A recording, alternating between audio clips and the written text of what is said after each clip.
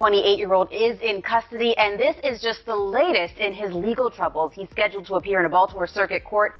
Gervonta Davis walked out earlier today. That's after a judge gave him a $1,000 bond. Davis was scheduled to headline a boxing match next week in Washington, D.C. It's unknown if that's going to happen. Why you retiring? Trash. What changed? What made you trash? Gone. Gervonta "Tank" Davis's career has come to an abrupt end following a stunning downfall. Once a dominant force in boxing, his latest controversy has left fans heartbroken and questioning his future. Shockingly announcing his retirement at such a young age, Davis has left many puzzled as to why he'd walk away from his prime with so much potential still ahead. His decision has sparked widespread uncertainty and disappointment. 25 is after next year. I'm out of it. After our second fight, you're out of it? Yeah, Care to elaborate on that? out of the sport. After our second fight. Nah, no, I'm gonna win, bro. Nah, I could tell you my fights. Gervonta "Tank" Davis began his professional boxing career on February 22, 2013, at just 18 years old. His debut fight against Daisy Williams at the D.C. Armory in Washington, D.C., ended with a first-round knockout victory, marking the arrival of a promising new talent in the boxing world. Do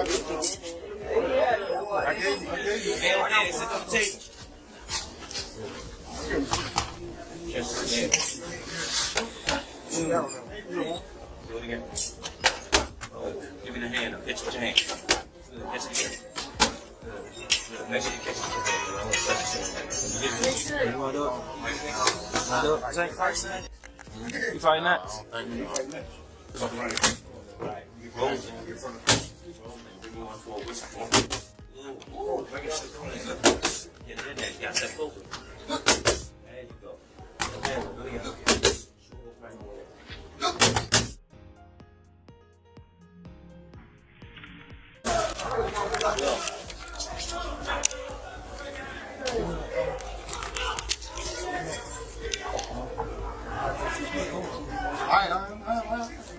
To fully pursue his boxing dreams, Davis made the tough choice to drop out of school.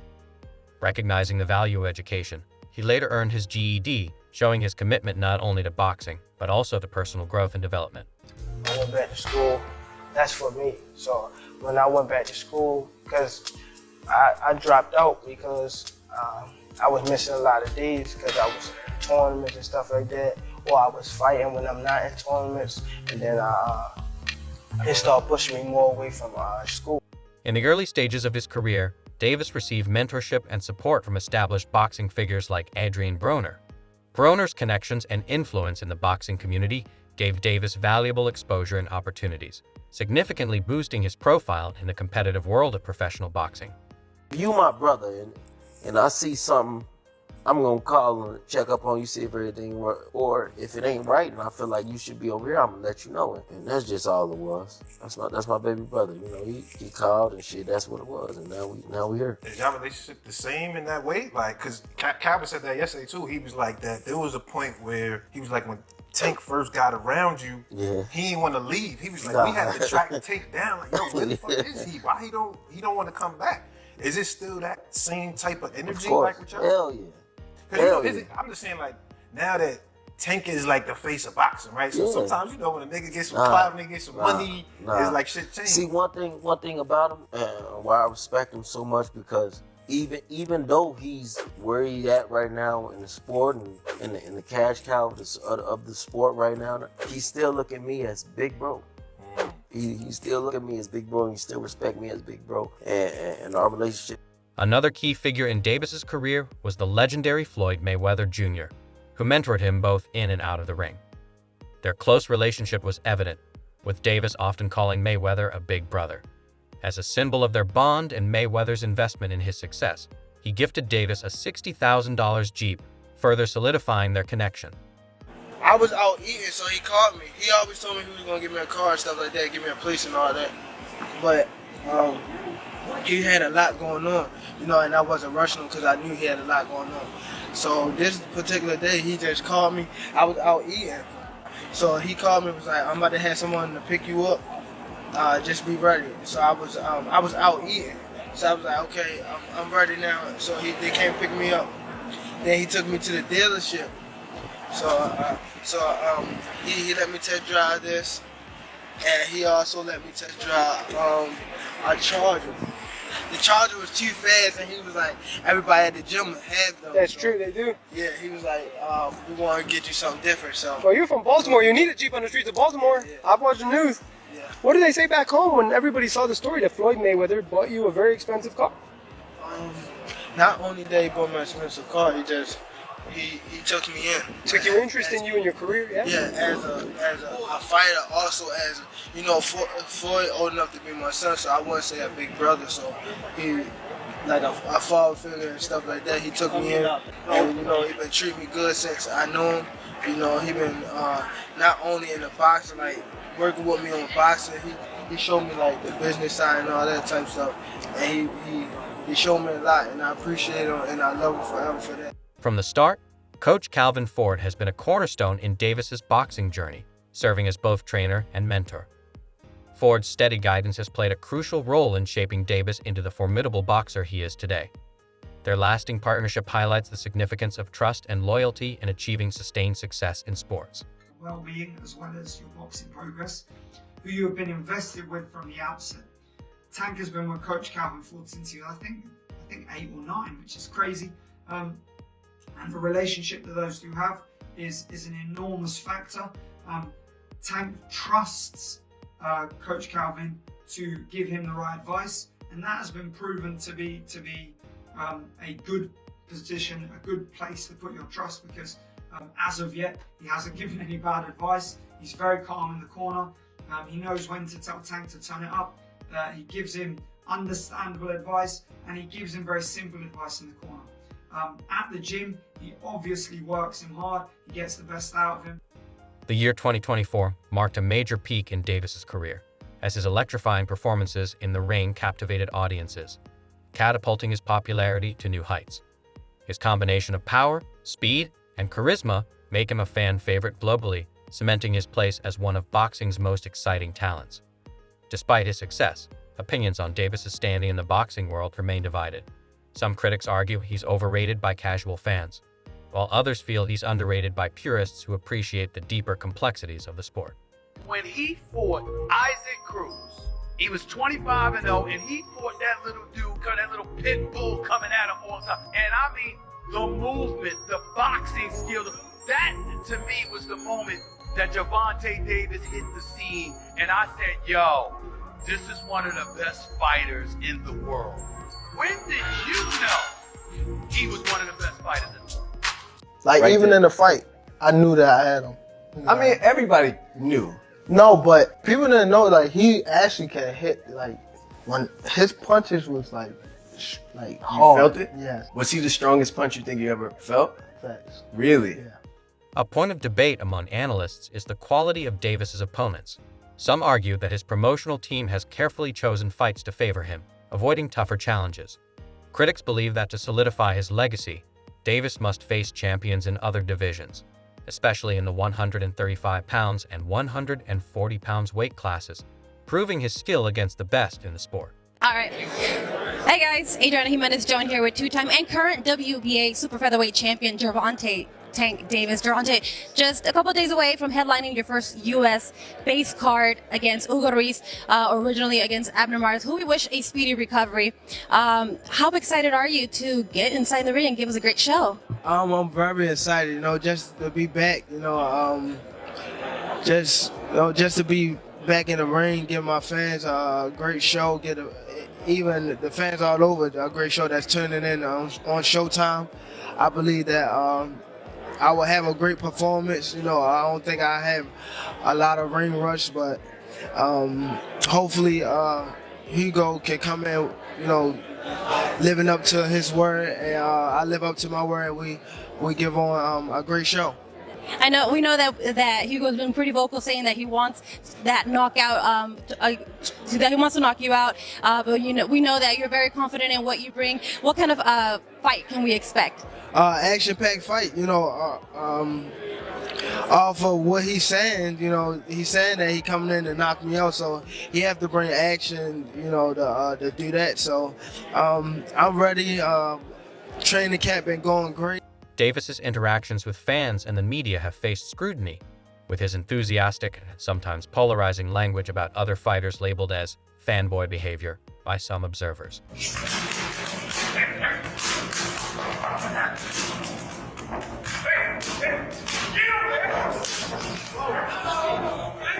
God damn.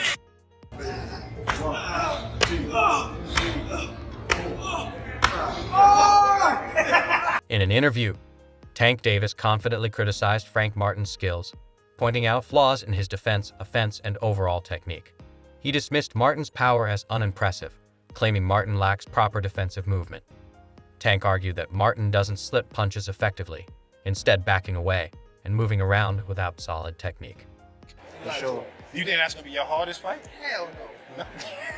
Nah? Wow. Cause he a good boxer, nigga. Like that's when I look at y'all two as the best in the division. How? Show me something that he did spectacular. Show me something that he did outrageous. Show me. All right. His power not outrageous. Okay. What defense? You think he got defense? He just jumping. You never see him slip no punch. You never see him slip no punch. Go look at it. You see him back up from a lot of people. Back up, move around. He don't got no technique. And his offense is the same thing. If you go look at his fights, so you I feel probably like pin that's him on easy game. work? Hold on, but you feel like it's easy work though. You like, come on, bro. Yeah. Bro, I touched him with 16 ounce gloves on, and he ran. Imagine if I hit him with 8 ounces. The guy is here too. Who? What guy? The one that was there? No, the one that he sparred. Oh, I mean the one that he fought. Oh, Edwin. Yeah, you seen him. Yeah, I seen yeah. that one. Yeah, I saw that one there. Tell him rematch that guy. Now, if he beat him, then you know they go. We can get him. Okay. I guarantee you won't fight that guy again. Oh, Edwin. Yeah, I guarantee. Okay. All right. Listen, I thought one of the other things that was interesting, them 6 or 7 fights, I saw the dude Turkey Al-Sheikh. He's one of them guys now. He's doing different stuff in boxing. You know the Turkish dude that put the Saudi Arabian cars? He said, yo, Tank, come over here. He was like, yo, we sent 2 Ferraris before I even. After his victory over Frank Martin, Davis boldly called out top fighters like Vasyl Lomachenko and Shakur Stevenson, expressing his eagerness to face them. This assertiveness showcases his confidence in his skills and his determination to compete against the best, signaling his intent to solidify his dominance in boxing. When he fought Isaac Cruz, he was 25-0, and he fought that little dude, that little pit bull coming at him all the time. And I mean, the movement, the boxing skill, that to me was the moment that Gervonta Davis hit the scene, and I said, yo, this is one of the best fighters in the world. When did you know he was one of the best fighters in the world? Like, Right even there. in the fight, I knew that I had him. I mean, everybody knew. No, but people didn't know, like, he actually can hit, like, when his punches was, like You hard. felt it? Yeah. Was he the strongest punch you think you ever felt? Facts. Really? Yeah. As Davis's fame and achievements grow, so do the challenges of success. The heightened scrutiny, criticism, and pressure that come with being in the spotlight have added new stressors, testing his resilience and his ability to navigate the complexities of a high-profile career. The best ones out there is what they don't know gets less respect for it, but one of the best ones out there. Now his mouth a little different, you know what I'm saying? He's a different kind of character when it comes to the mouth. Yeah. Because that's where he's from. But he's really one of the pound the best ones of the coup. And I'm gonna tell you why he's the best one of the coup to me. He can punch, but he also can box. You understand me? Some that can box can't punch. Some that can punch can't box. He can box, he can punch, he can move laterally, he can do the left side, right side, he can do whatever he needs to do as a southpaw to get the job done. And that's saying a lot, because not many guys can do that today. As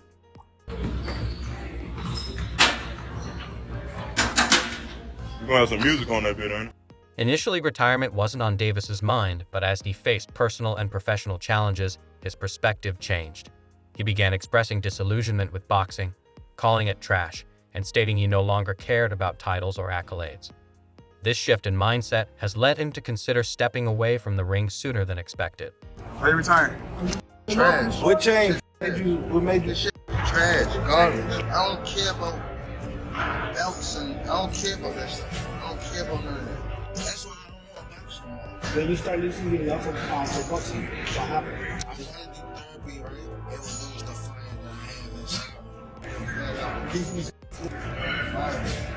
The overwhelming nature of fame and constant attention has taken a toll on Davis, making him increasingly vocal about his desire to retire. He emphasizes the need for relaxation and therapy at a young age, recognizing the importance of mental health. Davis acknowledges that stepping away from the sport he once loved may be necessary to focus on his well-being. Everyone to see, whether it's on social media, whether it's the comments that are being made by both men. Gervonta Davis reacted to, Floyd Mayweather explaining why he did a press conference on the same day that, Gervonta had a press conference, and he said they offered him $1 million for that particular press conference, and Michael Benson reported this, and Gervonta Davis quoted the tweet and said "lol" on top of it, because Gervonta Davis apparently was quoted saying that it doesn't matter how much money a man has, he can still be jealous. Like, why Floyd would be jealous of Gervonta Davis? Gervonta Davis, I like Gervonta Davis. I think he's a very exciting talent, very good fighter. He was telling me just stay calm. I always like to listen to Floyd when it comes to big stages like this, because he's the only one that been in my shoes and been like in these type of fights. You know what I mean? So I always try to stay close to Floyd when stuff like this happens. You know what I mean? Just to keep me humble and like have me on the right track. You know what I mean? So I always appreciate Floyd for being in my corner and having my back. Always, you know what I mean? So it's always a big love for Floyd Mayweather. Observers have speculated on the reasons behind Davis's retirement contemplation. Some believe he may be bored after defeating many of the opponents he aimed to conquer, while others suggest that the pressures and demands of the sport have caused burnout, fueling his desire to step away. Like day one in the camp, I start running probably like, it's different times. I might don't feel like running in the morning. I might run at night. It all depends what fits you. Like, I run in the morning. If I don't, I run at night. Train probably like 2 or 3. If I want to do something again, I train at night. Or I run, and that'll be it. But when I'm in camp, I really don't go outside. Like, it's hard for me to go outside, so I just be in the gym and home. That's it. Like, I don't go nowhere. Some people just go away and be... But you specifically? Me? First of all, I get a camp house, out here. Like day one in the camp, I start running probably like, it's different times. I might don't feel like running in the morning. I might run at night, It all depends what fits you. Like, I run in the morning. If I don't, I run at night. Train probably like 2 or 3. If I want to do something again, I train at night. Or I run, and that'll be it. But when I'm in camp, I really don't go outside. Like, it's hard for me to go outside, so I just be in the gym and home. Regardless of the cause, it's clear Davis is grappling with complex emotions as he contemplates his future. Despite his retirement inclination, he has expressed a strong desire to face 3 specific opponents before ultimately hanging up his gloves. How you feel about Floyd and Jake beefing online? I see it a little bit. Yeah,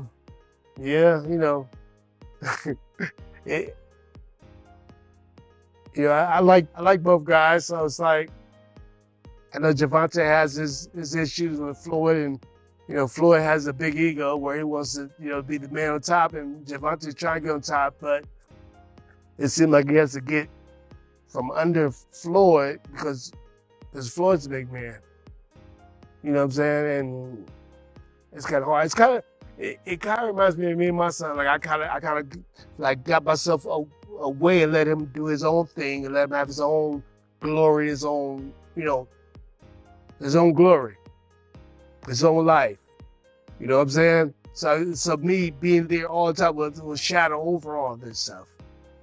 Sometimes. Not intentionally. I'm not doing it intentionally. I'm not trying to be like, I don't care about him. I want him to be the best. But me being too close to him all the time takes away a little bit of his shadow, a little bit of his shine. So I need to be, I'm still going to tell him everything he needs to know. I'll get in the ring with him, spar with him, do all kind of stuff. But he has his own coach, he has his own manager, he has his own team, he has his own family, he has his own, his own stuff. Although he hasn't named them publicly, fans and analysts speculate that Davis aims to solidify his legacy by facing them. What do you think is the minimum weight of someone that could beat you in a fight? Minimum weight? Yeah, Right. someone's like 250. Yeah, probably like 250, 220 or some shit like that. With no experience? Yes, sir. Someone with no experience? Yeah. Yeah. No, hell no. They gotta have experience to beat me. No, but like a 300 guy, no experience. I'm whooping that ass. I'm whooping that ass. Drop your thoughts in the comments below. And don't forget to check out more videos for the latest updates right here.